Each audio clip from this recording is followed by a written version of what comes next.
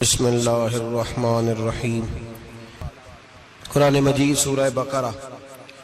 اللہ تبارک و تعالی نے ارشاد فرمایا، یا اے ایمان والو تم پر روزے فرض کیے گئے کما اسی طرح جس طرح تم سے پہلے لوگوں پر فرض کیے گئے تھے، لعلہ کہ تم پرہیزگار ہو جاؤ، متقی ہو جاؤ، اللہ سے ڈرنے والے بن جاؤ، گناہوں سے بچنے والے بن جاؤ، اپنی زندگی کو رب رسول کے احکامات کی روشنی میں گزارنے والے بن جاؤ۔ روزہ ایک جد و جہد ہے۔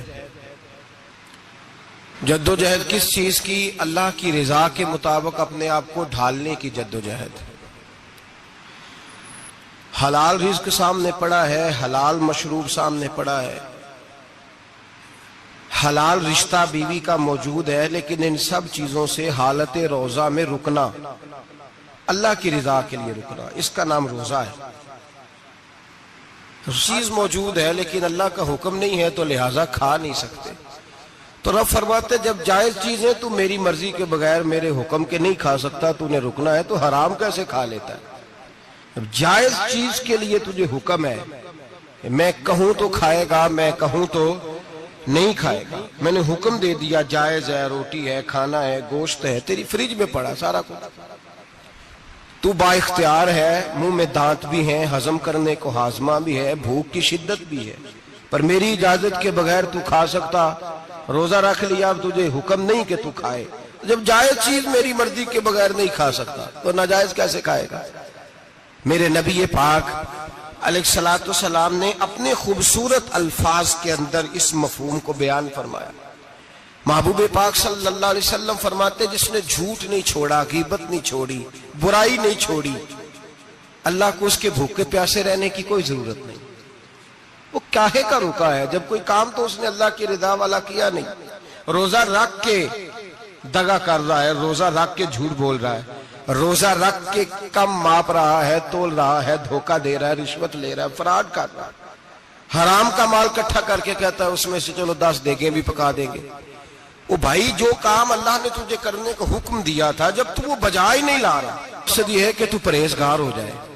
میرے نبی پاک علیہ السلام کی بارگاہ عالی مرتبت میں 2 عورتیں آئیں، یہ چیزیں کھا لو، کہنے لگی محبوبہ ہم نے روزہ رکھا ہوا ہے۔ فرمایا نہیں، تمہارا تو روزہ نہیں ہے، حضور رکھا ہوا ہے روزہ، سحری سے لے کر اب تک کچھ نہیں کھایا، شام تک بھی نہیں کھائیں گی۔ محبوب نے فرمایا ذرا کہہ تو کرو، الٹی تو کرو۔ کہہ کی تو ان کے حلق سے خون بھی نکلا اور گوشت کے لوتھڑے بھی نکلے، پھوٹیاں بھی نکلی۔ نبی پاک نے فرمایا وہاں بیٹھ کے تم نے اپنے جاننے والوں کی غیبت نہیں کی، چغلی نہیں کھائی؟ خاموش ہو گئیں، گردنیں جھک گئیں۔ نبی پاک نے فرمایا تم نے قرآن نہیں پڑھا کہ جو اپنے بھائی کی غیبت کرتا ہے وہ مردہ بھائی کا گوشت کھاتا ہے؟ تو گوشت کھا کے بھی تمہارا روزہ رہ گیا۔ کس طرح کا روزہ ہے کہ صاحب روزہ رکھ کے نہ رکھنے والوں پہ تنقید کر رہے ہیں، تراویاں پڑھ کے نکلے ہیں جو کہتے ہیں میں اکیلا ہی نیک ہوں، باقی تو محلے میں کوئی پڑھتا ہی نہیں۔ یہ کیسا تیرا روزہ ہے کہ تو روزہ رکھ کے تو اس کے مقصد کو نہیں سمجھا؟ روزہ دار تو وہ ہے کہ روزہ رکھا ہوا ہے، کھانے بھی سے رکا ہے، پینے سے بھی رکا ہے، عمل زوجیہ سے بھی رکا ہے، پھر وہ جھوٹ سے بھی رکے، غیبت سے بھی رکے، بدنگاہی سے بھی رکے، حرام خواری سے بھی رکے ساری چیزوں سے۔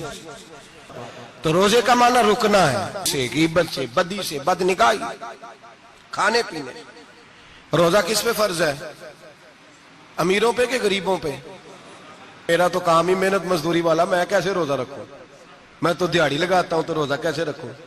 میں نے نہیں کسی حدیث میں پڑھا کہ روزہ وہ رکھے جو دفتر میں بیٹھتا ہے۔ صحابہ کے زمانے میں تو دفتر ہوتے ہی نہیں تھے، کسی جگہ نہیں لکھا ہوا روزہ وہ رکھے گا جو اے سی میں بیٹھتا ہے، تب تو اے سی تھے ہی نہیں۔ حضرت ابوبکر صدیق رضی اللہ تعالیٰ عنہ سے لے کر جناب بلال تک سارے اپنے ہاتھ سے کام کرتے، صحابہ مزدوریاں کرتے، روزے رکھتے، اور رمضان کے جانے کا وقت ہوتا تو در رسول پہ کھڑے ہو کے عرض کرتے محبوبہ دل نہیں بھرا، دل کرتا ہے کبھی رب سارا سال ہی روزے عطا کرے، سارا سال رمضان دے تو ہم سارا سال روزے رکھنے کو تیار ہیں۔ جذبہ تھا، طاقت تھی، ہمت تھی۔ آج نوجوان لڑکا ہے کہتا ہے مجھ سے بھوک برداشت نہیں ہوتی۔ میرے بھائی رب بیماری لا دینا، اللہ سے دعا مانگے، اللہ شفائیں عطا فرمائے۔ اور دعا کریں اللہ آزمائش سے محفوظ فرمائے. اب میرے نبی پاک نے فرمایا تم روزے رکھو اللہ تمہیں صحت عطا فرما دے گا, اللہ تندرستیاں دے دے گا, شفائیں دے دے گا. تم روزے کی زکوٰۃ ہوتی ہے, وجود کی زکوٰۃ روزہ ہے.